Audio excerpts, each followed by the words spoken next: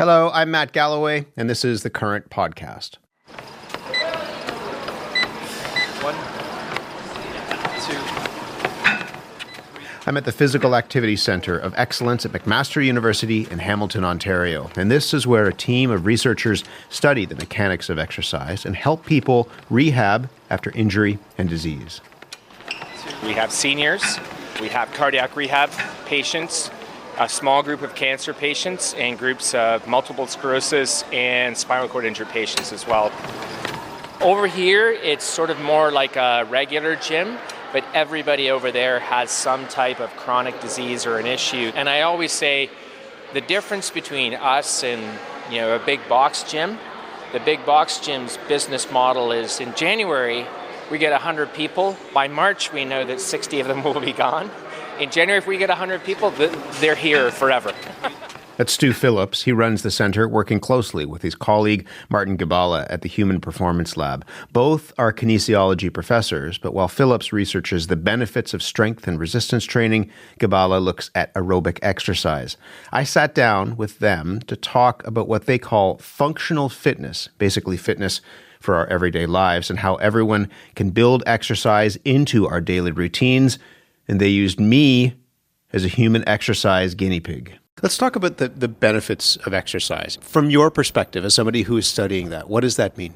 Yeah, so I'm a physiologist, so I tend to be primarily interested in things like muscle health, your cardiovascular health, so your heart becomes a better, stronger pump. Your body gets better at circulating oxygen through the body. But we also know it's better for brain health. It's better for skin health. There's so many benefits associated with exercise, and we don't understand all the mechanisms there. Why? But we're mainly interested in the physical health. But we also know that people cite time as a common barrier. Mm-hmm. And so a through line of our research has been, what are the potential benefits of brief, vigorous exercise or vigorous physical activity? And what we're finding is that even a few minutes a day markedly enhances your health and likely lowers your risk of dying from all causes. What is happening to our bodies when, they call it a comfort zone for a reason, right? You take the stairs instead of taking the elevator. When you physically push yourself, what is happening to our bodies? So we talk about homeostasis, where that's the sort of the nice level or the constant level that your body would like to be at. And we're disturbing that. We're applying a stress to the body. And so your body says, whoa, I don't really like that. This is not comfortable. Correct. And so what it immediately starts to do is trigger responses that will protect you from that insult going forward. So the next time you take the stairs, it hurts a little bit less. You're not as sore afterwards. And we're interested in literally the molecular and cellular processes that lead to that physiological remodeling. How long do you need to exercise to be able to get some sort of reaction or response? And what you want to get out of it can depend on a number of different things. But what do you need to do? How long do you need to be active to see some sort of positive benefit? Surprisingly small doses. And so literally we can measure changes the next day in your body. We can literally measure changes in the minutes after exercise. But realistically, if we're talking about a meaningful improvement in your health, you got to go for a couple of weeks. But we've done 6 sessions of exercise in 2 weeks and seen improvements in people's health. The key point here is it doesn't take very long to get a measurable boost in your physical fitness. And we think about, what it would take in terms of pharmacological approaches or drug approaches. You can do the same thing with a 10% boost in your fitness, and you can easily achieve that in about 6 weeks. A 10% boost in your fitness? Yeah, absolutely. So what does that look like practically? I have a friend he talks about make your day harder. Yeah. And that's about taking the stairs. It's about parking further away and walking, from that long distance. What is 10%? Yeah, so what that is we're talking, a few minutes a day of vigorous physical activity. So you can imagine you're coming to work in the morning, you take the stairs up to your office or to the subway. And if you do that for 3-4 minutes a day for a couple of weeks, you can see these measurable improvements. Now, the key there is it has to be vigorous, right? And that means, you're not having that conversation with someone beside you. Huffing and puffing regularly is not a bad idea. That's what defines vigorous? Objectively, we would measure that as getting your heart rate up to 77% of your age-predicted maximum. But an easier way is if you can think of a 10-point scale, where 0 or 1 is laying on the couch, and 10 is sprint from danger pace. Save your child from an oncoming car. We're talking a 7 or an 8 on a 10-point scale, whereas moderate physical activity is about a 5 or a 6. You'll read a lot these days about HIIT training, high-intensity interval training. That's what we're talking about here? It's really just an extension of high-intensity interval training. That's right. So many people, they hear the term HIIT. First of all, they think, oh, it's only for athletes, or it only means this all-out gut-busting as hard as you can go. I couldn't possibly do such a thing. Correct. And so what we're saying is, no, we're talking about vigorous for you. And so if you're someone whose only activity is walking around the block at night, we're talking pick up the pace for a few light posts for 30 seconds and then back off. Repeat that a couple of times. And as simple as that sounds, there's evidence to show that if people do that again for a couple of weeks, they can see measurable improvements in their health. We can see measurable improvements in blood markers of health. The public health guidelines are based on excellent science, but many people are choosing not to do those for lots of different reasons. We're not saying this is a panacea or this is going to be the cure for chronic disease, but we're reminding people that a few minutes a day of vigorous physical activity can be extremely beneficial, and that can be vigorous effort for you.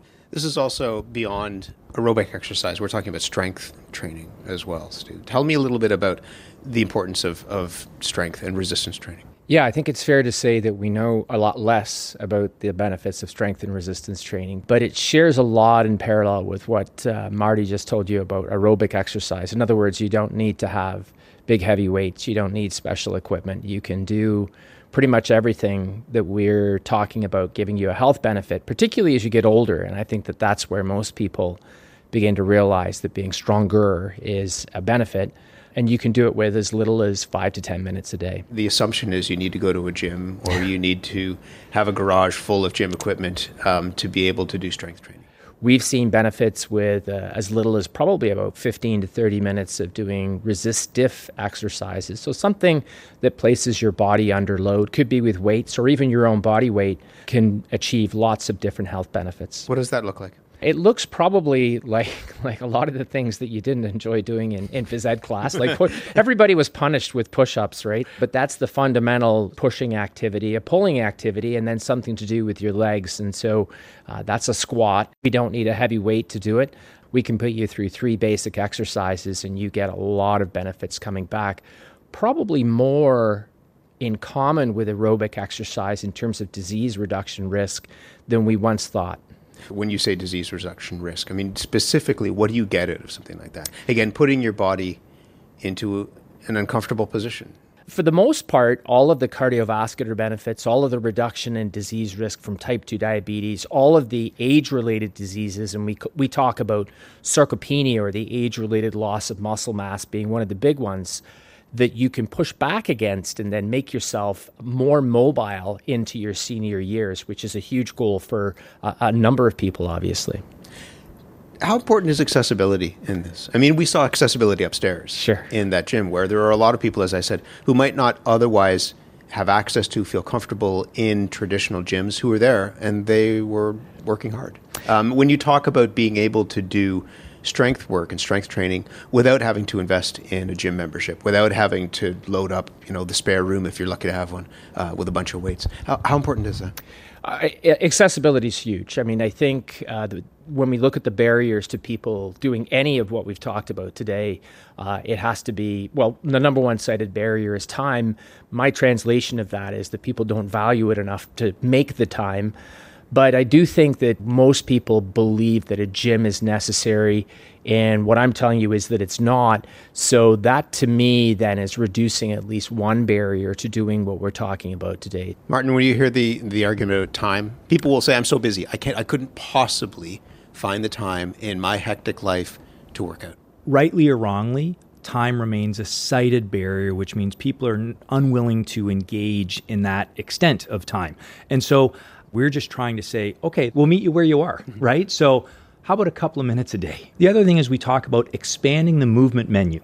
There's only so many ways you can jump on a treadmill and run for 45 minutes at a moderate pace. But the idea with intervals, it's infinite variety. We're just trying to give people different options that they can choose from, a menu where we choose different foods. You don't want the same thing every day. If we can expand out the movement menu for physical activity, we think that's a good strategy. I feel like you're going to put me through my paces. I know you're a runner, so you're used to that type, but we're going to give you some examples of the type of exercise that we're talking about here, and maybe you can choose the one that you like the best or dislike the least. Let's go. We'll have you do a minute of jumping jacks to warm up, and then the next one I'm going to have you do is just down on the ground, and we'll do squat thrusts. So your option, right? You can either just squat in and out like this for a minute, or if you want, you can add the jump, which is the burpee, of course. So a burpee is. I hate A lot of people, so we won't go with those. Those were used as punishment, right? I hated that's gym. why. I hated gym That's class. why. Yes, people hate them, right? and I'm like, they're such good exercise, but that you can do anywhere. I don't normally work out in front of anybody. It's like, I said to somebody this morning, it's like my great fear. I hate it. I run by myself. I don't go to gyms. I work out on my own. Okay, that's pretty good, Matt. So we'll get Okay. you down now, and we're going to do a minute of just these back and forth, okay? That's it.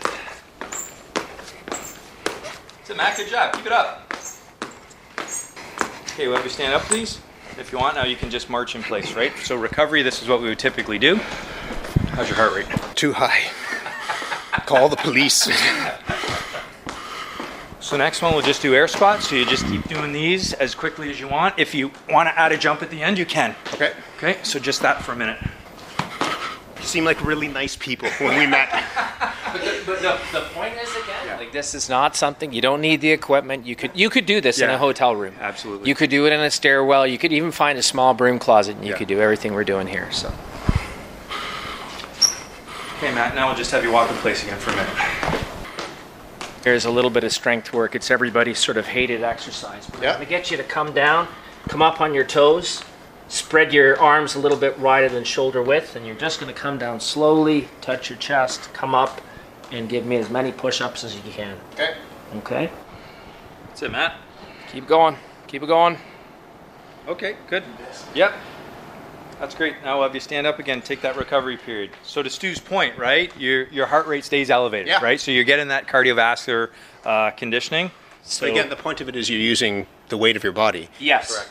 Correct. To strengthen yourself. Well, take yourself to the time in your life where it's going to be important for you to push yourself out of a chair. Mm-hmm. That's the most functional lift you'll ever do, and that's the squat, right? So you're sitting down in a chair, and as soon as you can't do that, you're in full-time institutionalized care. You need someone to help you, usually on and off a toilet. We'll do mountain climber. You can do these a couple different ways. So you can either just bring your elbows up to your knees, or your knees up to your elbows, or another way to do them is basically like that. That's a little more challenging aerobically, or you can start with those and then move to this as a modification. All right, Matt, great job. So we're done there. Okay, so you can see we're 11 minutes all in, right? And so start to finish, you've got in a workout there. That's great. It was excellent. And it's hard. Yeah. I mean, an active guy. Well, exactly. But I feel like I can barely talk, right? That's what you want. Yeah. So we call that a rating of perceived exertion, and there's all kinds of different scales. So 10 would be, I'm on fire. This is I need to get out of here really quick pace. And we'd like you to work in the 6 or the 7 zone, and that's exactly what you've just done. 2 days a week of doing this, 11 minutes. It's hard to argue that time is a barrier. And if we got everybody in Canada to do that, the population shift and a health perspective would be enormous.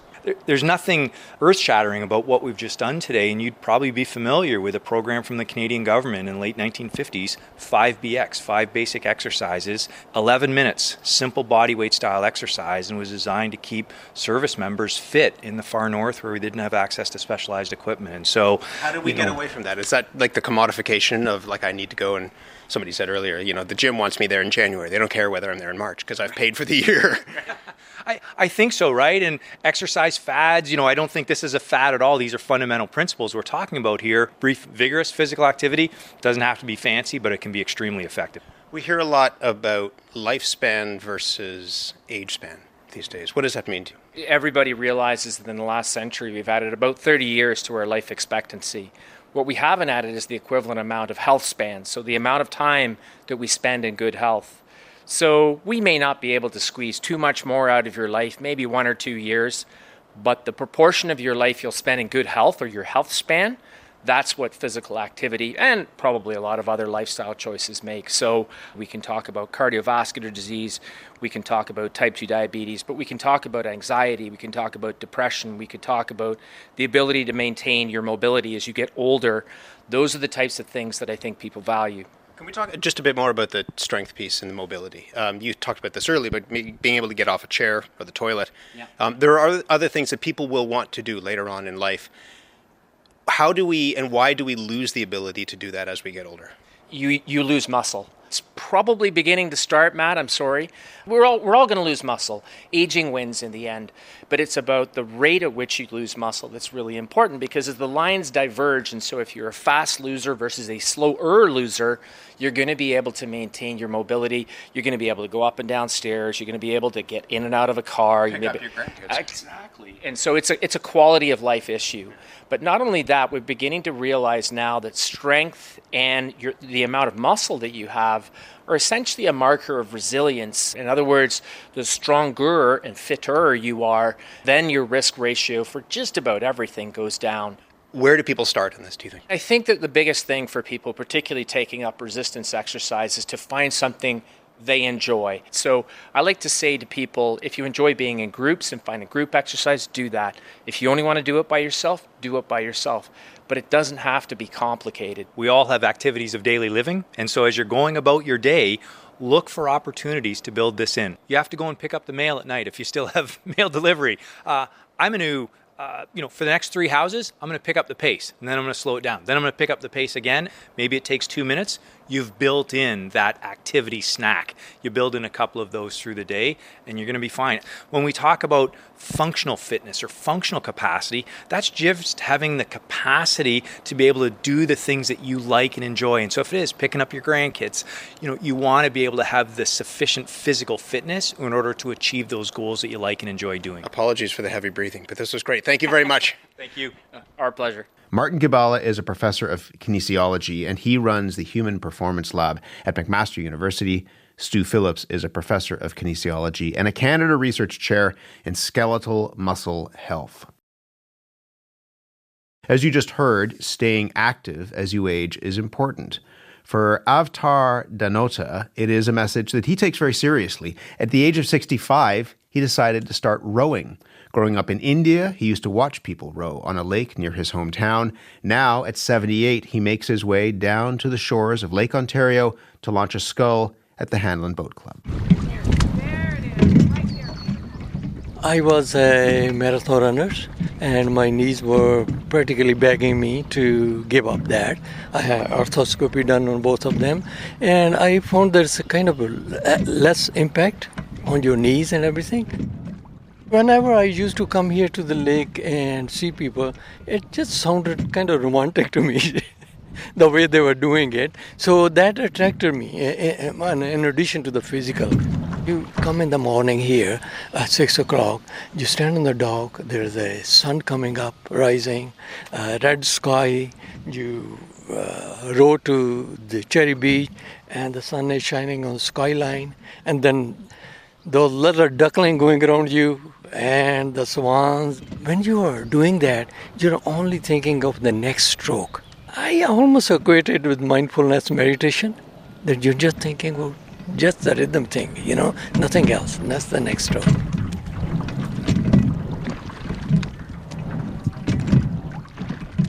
I think one of the things with rowing, our coach sends us a workout for the next morning, and you start thinking about the next morning right there. But I'm going to do it tomorrow. So you look forward. There's kind of purpose, I would say, at my age, where for seniors, that's difficult part. Personally, when I come here, 78, there are 20 or 30 people who are going to row with us, and they're in 20 and 30s. And I think it's a kind of good feeling, rowing in a crew boat with them, and you don't feel that old. It gives you a kind of kick that you can still do it. Avtar Danota is certainly keeping up with his fellow rowers. He has won a number of Masters-level rowing championships and hopes to row for many, many years to come.